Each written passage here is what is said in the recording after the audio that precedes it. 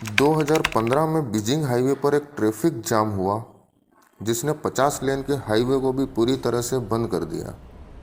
1980 में French auto root highway पर traffic jam इतना खतरनाक था कि 175 किलोमीटर तक गाड़ियां फंस गई थी। यह जाम पेरिस से लेकर लियोन तक था। इस जाम को क्लियर होने में कई दिन लग गए थे। इसी प्रकार अमेरिका, ब्राज़ील, जर्मनी, चीन में भी ट्रैफिक जाम होते रहते हैं। लेकिन हम आज जिस ट्रैफिक जाम की बात करने जा रहे हैं वो जानकर आप चौंक जाएंगे। यह ट्रैफिक जाम कुछ दिन, हफ्तों या महीनों का नहीं था, बल्कि आश्चर्यजनक रूप से 8 सालों का जाम था। दोस्तों, दुनिया का सबसे लंबा और सबसे बड़ा ट्रैफिक जाम सुएज कैनाल हुआ था, जहां जहाज़ों में हजारों क्रू अगले 8 सालों तक फंसे रहे थे। हाईवे पर ट्रैफिक जाम खुलने में कई दिन या हफ्ते लग सकते हैं, लेकिन सुएज कैनाल में लगे ट्रैफिक जाम को खुलवाने की किसी के बस की बात नहीं थी। तो आइए दोस्तों, इतिहास के सबसे लंबे और सबसे ज़्यादा समय तक चलने वाले ट्रैफिक जाम की इंटरेस्टिंग स्टोरी जानते हैं। लेकिन उससे पहले हमारे चैनल को सब्सक्राइब कर दें और बेल नोटिफिकेशन ऑन कर दें। ये बात तो सबको पता है कि सुएज कैनाल को शिपिंग और ट्रेडिंग इंडस्ट्रीज का गहना भी कहा जाता है। सन 1869 से पहले शिपिंग इंडस्ट्रीज के पास सुएज कैनाल का गिफ्ट नहीं था। तब यूरोप और एशिया के बीच एशिया से अफ्रीका तक घूमकर यूरोप तक जाना पड़ता था। सुएज कैनाल ने यह महीनों का सफर दिनों में बदल दिया। अब यूरोप से शिप्स डायरेक्टली रेड सी पहुंचकर एशिया पहुंच जाती है। इस रूट पर ट्रेवल करके हर जहाज 10,000 किलोमीटर का सफर बचा लेता है। इसके अलावा अफ्रीकन समुद्र में कई पायरेट्स गैंग यहाँ से गुजरने वाले शिप्स को लूट लिया करते थे। इनमें सोमालियन पायरेट और वेस्ट अफ्रीकन पायरेट काफ़ी फेमस हैं। ये पायरेट शिप्स को लूटकर करोड़ों अरबों का माल लूट लिया करते थे और क्रू को होस्टेज बनाकर अपनी मांगे भी मनवा लेते थे।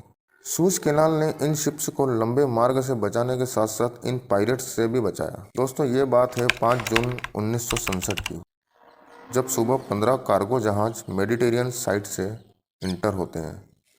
नॉर्मली जहाज को सुएज कैनाल को पार करने में 12 घंटों का समय लगता है, लेकिन आज इनका यह घंटों का सफ़र सालों में बदलने वाला है। इस बात की इनको रत्ती भर भी खबर नहीं थी। ये वो समय था जब इजिप्ट और इसराइल के बीच आपसी तनाव चल रहा था। दोनों ही देश एक दूसरे के खिलाफ युद्ध की तैयारियां कर रहे थे। इसराइल की बॉर्डर से सुएज कैनाल बहुत ही दूर है, लगभग 200 किलोमीटर दूर। इसराइल बॉर्डर से सुएज कैनाल के बीच की दूरी वाले हिस्से को साइनाई पेनिनसुला कहा जाता है, क्योंकि वो जहाज इसराइल से और इजिप्ट दोनों से बहुत दूर थे, तो इनके बीच के तनाव से उनको कोई दिक्कत नहीं थी। लेकिन अचानक युद्ध की शुरुआत हो गई और शिप्स मेंबर को भी तनाव की स्थिति का सामना करना पड़ा। इसराइल की फौज ने इजिप्ट पर अचानक हमला कर दिया, पता ही नहीं चला, और सुएज कैनाल के आसपास कई रॉकेट्स और बम आ गिरे। इसके बाद इजिप्शियन फौज ने सुएज कैनाल को दोनों तरफ से तुरंत बंद कर दिया। यह युद्ध कई दिनों तक चलता रहा, लेकिन इजरायली फौज ने साइनाई पेनिनसुला पर पूरी तरह से कब्जा कर लिया। अब इसराइल और इजिप्ट का नया बॉर्डर बन चुका था और अब केवल सुएज कैनाल ही था जो इन दोनों देशों को एक दूसरे से अलग किए हुए था। सुएज कैनाल ही इन दोनों देशों की बॉर्डर बन गई थी। यह इजिप्ट के लिए बहुत बुरी हार थी।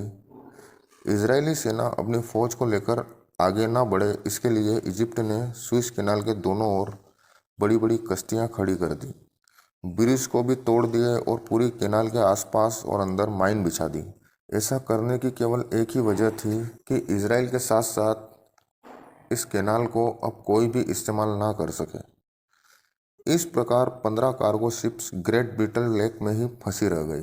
इनके पश्चिम में इजिप्शियन आर्मी तो इनके पूर्व में इजरायली आर्मी थी। ये बेचारे जहाज ना तो मेडिटेरियन सा में जा सकते थे और ना ही रेड सा में। इन जहाज के पास इसी लेक में खड़े होकर इंतजार करने के अलावा और कोई ऑप्शन नहीं बचा। इनके अलावा कई 100 और जहाज थे जिनको मेडिटेरियन सा में ही रोक दिया गया।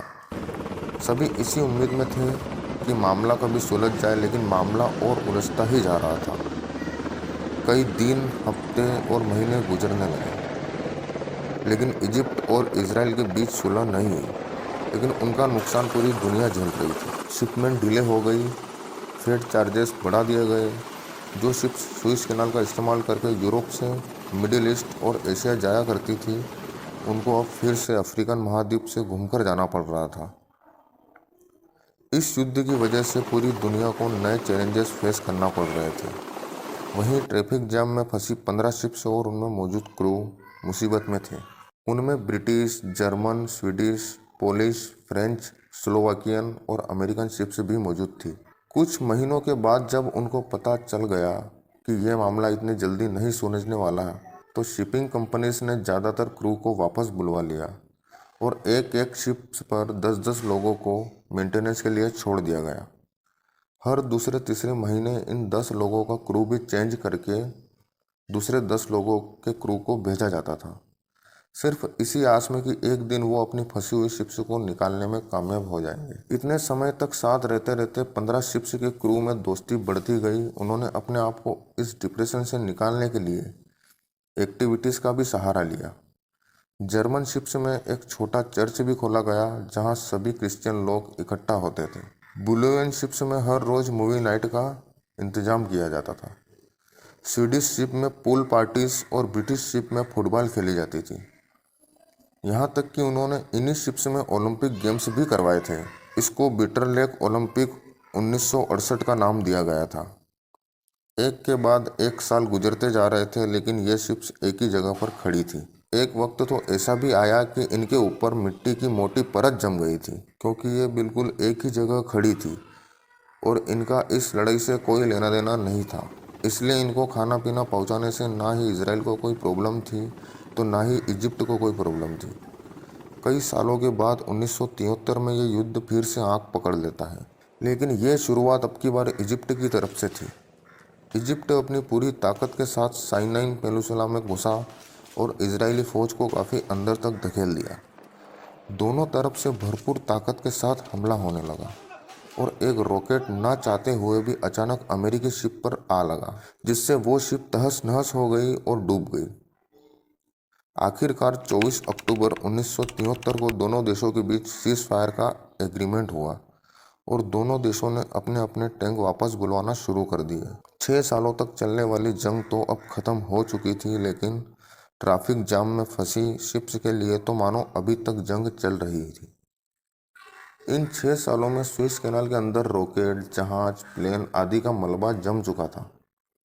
इस मलबे के अलावा इजिप्ट ने इस कैनाल में माइंस भी लगा रखी थी, इसलिए इन शिप्स का यहाँ से निकलना अभी भी पॉसिबल नहीं था। सुएज कैनाल को अच्छी तरह साफ करने में इजिप्ट को 2 सालों का समय लग गया। 5 जून 1975 को ये वो दिन था जब सुएज कैनाल को 8 सालों के बाद खोला गया। इतने लंबे समय तक साथ रहने के बाद 14 कार्गो शिप्स का अब सुएज कैनाल छोड़ने का समय आ चुका था। ये जब इतने सालों बाद अपने देश पहुंचे तो धूमधाम से इनका स्वागत किया गया। इतनी बड़ी ट्रैफिक जाम इतिहास में ना ही इससे पहले कभी हुई थी और ना ही इसके बाद कभी हुई है। दूसरी तरफ इजराइल और इजिप्ट के रिलेशन अच्छे होते गए। इजराइल ने पूरा साइनाई पेनिनसुला इजिप्ट को वापस कर दिया। दोस्तों, ये वीडियो आपको कैसा लगा हमें कमेंट करके ज़रूर बताइएगा। धन्यवाद।